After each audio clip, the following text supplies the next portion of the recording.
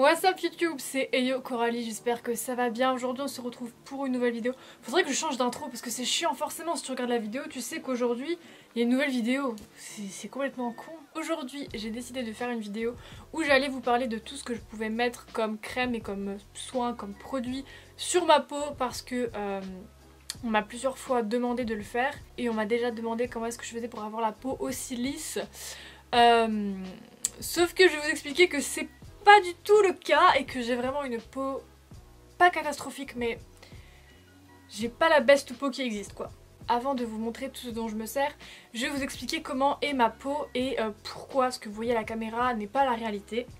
Premièrement, moi j'ai une peau grasse avec des points noirs, les pores dilatés, j'ai une peau acnéique. J'ai de l'acné depuis que j'ai 10-11 ans, là j'ai eu 20 ans la semaine dernière donc ça fait 10 ans que j'ai de l'acné et je sais que c'est de l'acné qui ne vient pas du fait que je me maquille ou quoi, c'est vraiment de l'acné qui vient de l'intérieur parce que vous doutez bien qu'à 10-11 ans je me maquillais pas forcément et pourtant j'avais le même acné que maintenant et j'arrive bien à différencier les boutons que peut me donner un produit qui ne me correspond pas. Si jamais j'ai un produit qui est comédogène ou alors que ma peau ne supporte pas, ça va être un petit bouton blanc, vous voyez le type de bouton que c'est, alors que moi l'acné que j'ai c'est un petit peu des micro-kystes, ça s'appelle de l'acné micro-kystique.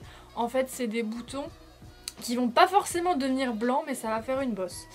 Et ils partiront pas tant que vous n'aurez pas percé le bouton ou alors vous n'aurez pas fait un gommage. Enfin, si on attend, le bouton ne part pas de lui-même, malheureusement. Voilà, donc j'ai ce type d'acné là et comme j'ai la peau grasse, vous doutez bien que j'ai les pores dilatés, que j'ai des points noirs, ça c'est... J'ai tout le package de la peau chiante, je l'ai. En plus d'avoir ça, j'ai plein de grains de beauté au niveau du visage. Encore une fois, avec la caméra, l'éclairage, etc., ça se voit pas forcément. Le seul que vous voyez, c'est celui-ci, au niveau du menton. Parce que j'ai tendance à l'accentuer, en fait, je remets du crayon par-dessus. Sinon, les autres que j'ai, à cause des éclairages, ça se voit pas forcément, mais j'ai plein de grains de beauté sur le visage. Et j'ai des cicatrices, pas forcément dues à l'acné, en fait. J'ai une cicatrice ici.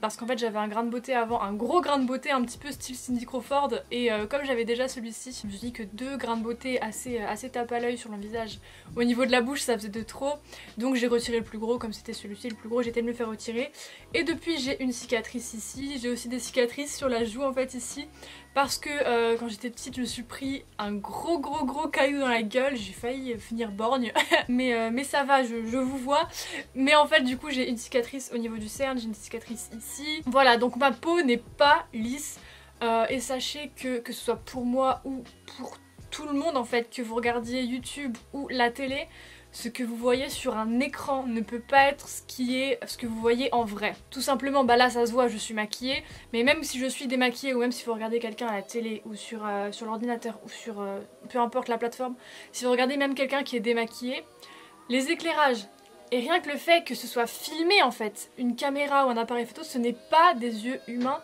donc vous ne pourrez jamais voir la peau de quelqu'un dans un écran tel qu'elle est en vrai. Donc à tous ceux qui peut-être ont des complexes par rapport à des youtubeuses, par rapport à la télé, par rapport à des acteurs, etc. Déjà premièrement il y a le maquillage, forcément ça existe, et aussi il y a les éclairages et la caméra.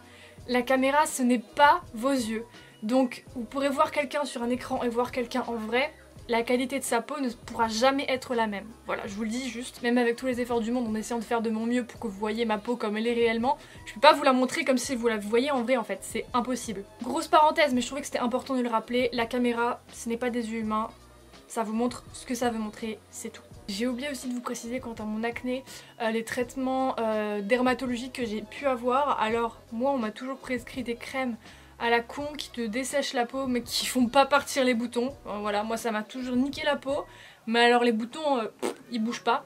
Et pour ce qui est de Roaccutane, si jamais vous posez la question, on m'a refusé Roaccutane, apparemment j'ai pas assez d'acné pour faire ça. Voilà. On va pouvoir passer à ce que je mets sur ma peau maintenant que vous savez tout. La routine que je vais vous montrer, ça fait plus ou moins un mois que je l'ai et elle me correspond nickel et vraiment c'est pour ça que j'ai voulu faire une vidéo dessus parce que les produits que je vais vous montrer, pour l'instant c'est parfait. Et ça fait un mois que je fais ça, matin et soir. Je vais juste zapper l'étape nettoyage et toner parce que pour ce qui est du nettoyant, je me sers de celui que j'avais montré dans une vidéo il y a longtemps. Je me sers toujours du même parce qu'il est nickel. Et pour ce qui est du toner, je change tout le temps. Donc on s'en fout. Qu'est-ce que je mets sur ma peau du coup le matin avant de me maquiller, enfin même tous les jours en fait, même si je ne me maquille pas, je laisse pas ma peau à l'air comme ça, surtout quand tu as une peau grasse, si tu laisses ta peau à l'air sans rien mettre dessus, l'excès de sébum ça va faire des points noirs, ça va refaire encore plus de boutons. Donc je mets toujours quelque chose. Ah oui aussi, dernière petite parenthèse, après je vous montre les produits parce que ça va être très long. Gros disclaimer aussi, je suis pas d'accord du tout avec les gens qui disent tu mets trop de produits sur ta peau et c'est pour ça que tu as des boutons. C'est pas vrai. Tu peux mettre 5 crèmes sur ton visage, tu n'auras rien. Et il y a une autre personne qui va mettre une crème tous les jours mais qui va pas être adaptée pour sa peau. Elle va être remplie de stars. Alors que voilà, c'est pas le nombre de produits qui font l'efficacité ou qui donnent des boutons ou quoi, c'est le fait que ce soit adapté ou pas à la peau. C'est tout. Du coup, qu'est-ce que je mets sur ma peau? Alors là, les deux produits que je vais vous montrer, c'est vraiment pour moi la base. La base. Je passe pas une journée sans mettre ces deux trucs. Parce que je trouve que vraiment, avec le type de peau que j'ai, si je les mets pas, ça va pas. Pour commencer, je mets toujours un sérum à la vitamine C. Celui-ci c'est de la marque Purito, c'est le Pur Vitamine C Sérum Vitamine C acide hyaluronique à 94%.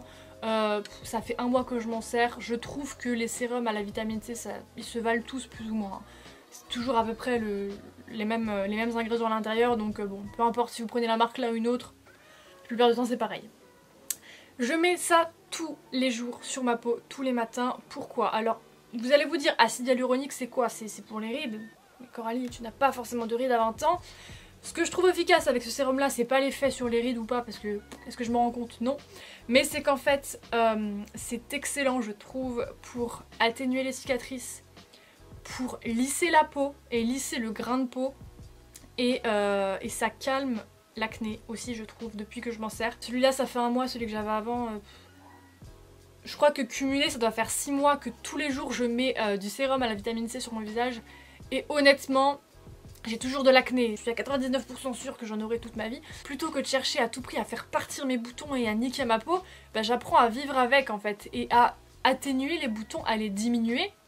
Mais s'ils sont là, ils sont là. Enfin tant pis, au bout d'un moment, voilà. Si c'est mon type de peau, j'y peux rien. J'y peux rien. Je trouve que la qualité de ma peau s'est quand même grandement améliorée. J'ai toujours des boutons, ça c'est normal. Mais j'en ai moins qu'avant quand même. Et ma peau elle est plus lisse. Et ouais, ça améliore vraiment la qualité de la peau. Ça fait partir les cicatrices. Après par contre, j'émets une grosse réserve sur les peaux sensibles. À mon avis c'est pas fait pour vous. Parce que si jamais j'ai une plaie sur le visage ou que j'ai un endroit ou alors j'ai avoir quelques peaux mortes un petit peu secs, ça picote. Mais alors... voilà, c'est pas agréable du tout.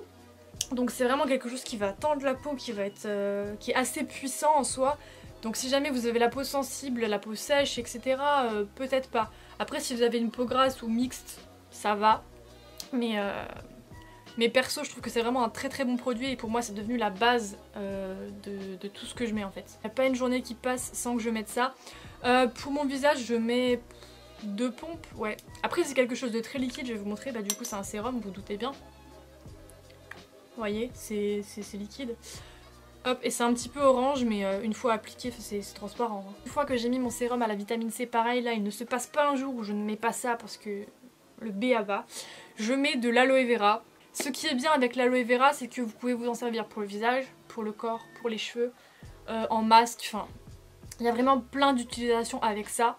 Ce que j'aime beaucoup avec l'aloe vera, c'est que pareil, c'est quelque chose de très liquide, de très aqueux en fait. Comme je sais que j'ai la peau grasse, je vais pas forcément mettre des crèmes qui sont trop lourdes, des trucs trop gras, trop épais, parce que je sais que le sébum va ressortir encore plus. Voilà. L'aloe vera ça hydrate quand même un petit peu, mais c'est pas à l'extrême. Et en fait, une fois que vous l'appliquez, ça sèche sur la peau. Et je trouve que ça fonctionne vraiment bien en complément de la vitamine C, parce que pareil, ça lisse la peau. Et je sais pas, ça laisse un fini tout lisse, mais vraiment lisse, comme si vous aviez un masque peel-off tout fin sur votre peau. Je sais pas si vous voyez, la peau elle est vraiment tendue, vraiment lisse, et c'est ce que j'aime beaucoup avec ça. Je vais vous montrer encore une fois la texture. Hop, c'est transparent, c'est aqueux, ça glisse un petit peu. Par contre ça sèche pas tout de suite, ça met peut-être genre 2-3 minutes à sécher complètement. Mais une fois que c'est sec, ça fait vraiment une peau toute lisse, toute nette en fait, c'est ça.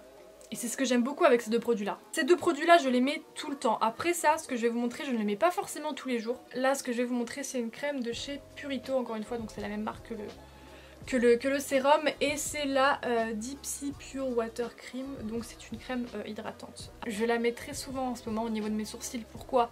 Bah tout simplement parce que comme je me rase les sourcils, ça irrite un petit peu. En temps normal j'ai pas besoin de mettre de crème parce que ça va, j'ai la peau épaisse et résistante. Mais là, comme il fait très très froid, on est au mois de mars, mais on est encore en hiver quoi, quand je vois le temps, mais ça me déprime. Bah, qui dit froid, dit peau agressée, dit peau plus sensible. Donc ça m'arrive des fois un petit peu de peler au niveau du sourcil. C'est hyper intéressant.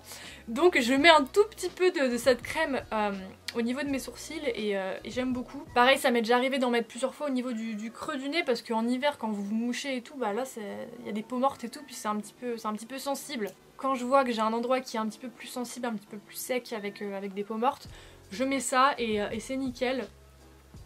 Voilà. J'ai complètement zappé de vous le montrer, mais évidemment il y a un truc pareil qui est indispensable dans tout ce que je mets sur ma peau. Vous connaissez sûrement si vous avez de l'acné, c'est l'huile essentielle d'arbre à thé.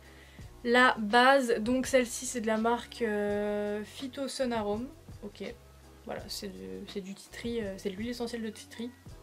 Et quand vous avez un bouton, donc ça par contre ça marche pas sur mes boutons microkystiques, hein, ça marche pas. Ça marche vraiment que si jamais j'ai testé un produit qui a été comédogène, qui m'a donné un bouton, je vais avoir un bouton blanc et bah ça va le faire partir. Pareil, juste avant d'avoir mes règles, bah, je vais avoir des petits boutons blancs, ça va les faire partir. Mais ça fait pas partir les microkystes, ça fonctionne pas comme ça. Si jamais à tout hasard, ça m'étonnerait, mais si jamais vous ne connaissez pas, mais foncez à en acheter, hein. Il faut essayer, vraiment ça fonctionne hyper bien. Par contre ça peut être un petit peu asséchant. Donc éventuellement, je mets cette crème par-dessus, si jamais la zone est asséchée. Voilà. On va passer aux produits que je mets sur ma peau le soir en fait, avant de dormir. Donc pour commencer, pas tout le temps, parfois je remets de la vitamine C sur ma peau parce que j'aime vraiment l'effet que ça fait. Mais comme je vous ai dit, comme c'est pas très bon pour les peaux sensibles, etc. Le soir, je préfère pas le mettre tout le temps parce que vraiment le soir, comme la journée j'hydrate pas beaucoup, de peur que ma peau ne graisse trop, le soir j'hydrate à fond, mais vraiment à balle. Pour ce qui est des crèmes, premièrement je mets parfois, vous allez voir que je mets pas toujours la même chose, hein, la céramidine de chez Dr. Jart que j'aime beaucoup, donc c'est le gel crème, c'est pas la crème pure, donc c'est un peu moins épais que la crème. C'est absolument pas attirant en fait, c'est un gel avec plein de morceaux de copeaux blancs à l'intérieur, voilà. Et apparemment les morceaux qui sont blancs c'est des morceaux de céramidine. Et c'est pas mal pour réparer la peau. J'aime bien, c'est que c'est pas trop épais et surtout ça ne me donne pas d'acné parce que mon gros problème ayant une peau grasse et les pores très dilatés, c'est que le moindre truc un petit peu comédogène, je vais faire une réaction et je vais avoir des boutons blancs. Et le problème c'est qu'en fait il y a plein de produits qui sont dits non comédogènes qui me donnent des boutons. Et il y a des produits au contraire qui contiennent des ingrédients comédogènes mais qui ne me donnent pas d'acné. Voilà, je sais pas si cette crème est comédogène ou pas, c'est pas marqué donc je suppose que oui, surtout qu'apparemment il y a des silicones dedans et que la compo est pas très bonne, mais elle ne me donne pas de boutons, c'est incroyable, voilà, je suis très contente quand il y a une crème hydratante, bien hydratante qui ne me donne pas de boutons, ça arrive très peu souvent, voilà, et donc celle-ci ne me donne pas de boutons. Thanks God. Donc voilà, je l'aime beaucoup, je mets ça tous les soirs si je veux hydrater de manière normale. On va passer au soir où vraiment ma peau part en steak. J'ai besoin d'hydrater au max. Donc c'est la G1 Jelly Cream comme ceci. C'est une crème hydratante qui est assez épaisse mais qui encore une fois ne me donne pas de boutons. C'est pour ça que je l'aime beaucoup. Voilà, donc c'est une texture de crème normale. Elle n'est pas spécifiquement chelou. C'est une texture de crème normale et ça ne me donne pas d'acné. Et je la trouve vraiment bien. Je trouve qu'elle hydrate vraiment bien la peau et quand je la mets la nuit, le lendemain matin, j'ai la peau toute glowy, toute repulpée en fait. J'ai un petit peu le visage limite un petit peu regonflé. Et vraiment elle calme, si jamais j'ai des sensibilités au niveau de la peau, ça les calme de ouf. J'aime beaucoup cette crème aussi. Si jamais j'ai besoin de pas trop d'hydratation, je vais mettre celle-ci. Si jamais j'ai besoin de plus d'hydratation, je vais mettre celle-ci. Le soir je mets juste une crème parce que dans tous les cas le soir j'ai juste besoin d'hydrater. J'ai pas besoin de lifter ma peau, de la rendre lisse, de matifier, de calmer mon excès de sébum. Le soir je dors, donc je mets juste une crème hydratante et ça me suffit. Après comme j'ai la peau grasse, une crème hydratante ça me suffit pour avoir une peau qui soit bien le lendemain matin. Mais si vous avez la peau sèche, peut-être falloir investir pour des sérums, d'autres trucs. Mais moi, juste ça, ça me convient. Bah écoutez, j'en ai fini avec cette vidéo. Dites-moi vous, qu'est-ce que vous mettez sur votre peau et quel est votre type de peau et quels sont vos problèmes au niveau de la peau. Voilà. Moi je vous ai exposé les miens, j'ai mis ma peau à nu pour vous, voilà. J'espère que cette vidéo vous aura plu. Par contre, comme la plupart des produits, quasiment tous les produits sont des produits de peau coréens, c'est pas forcément très facile à trouver. Donc si jamais j'arrive à vous trouver des liens où les produits sont en stock, je vous les mettrai en barre d'infos. Mais voilà, moi je vous dis à bientôt pour une prochaine vidéo et en attendant, bisous!